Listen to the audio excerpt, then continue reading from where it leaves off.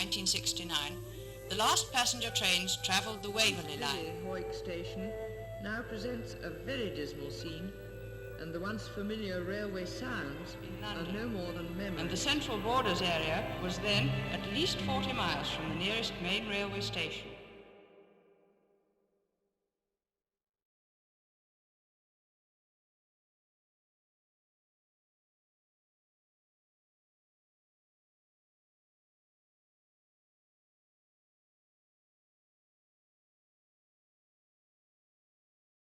We want to be part of the new Scotland. We are part of it, and we want to be connected to our capital city easily, safely and quickly, and nothing else will do. We had a rally because we were very concerned that although there was a lot of enthusiasm for the railway from people, that things weren't moving fast enough.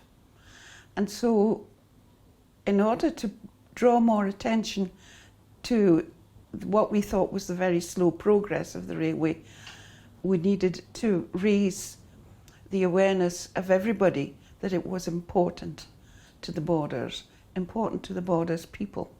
The railway is essential to the functioning and the well-being of the Borders, and also for the rest of Scotland. How can we flourish unless we have decent infrastructure? And we don't have decent infrastructure, and that's just not fair.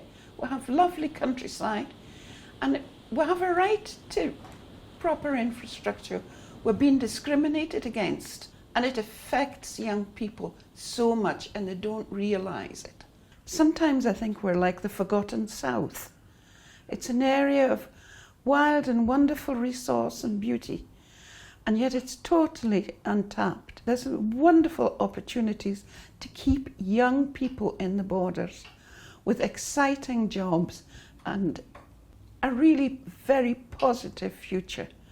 But unless the government get a hold of this and push forward, it's not going to happen, and it's going to be too late. We're going to become more depopulated, and it's just not good enough.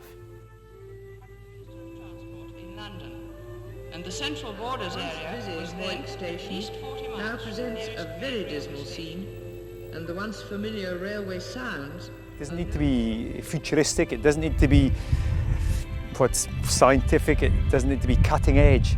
It's a railway that will transform lives forever.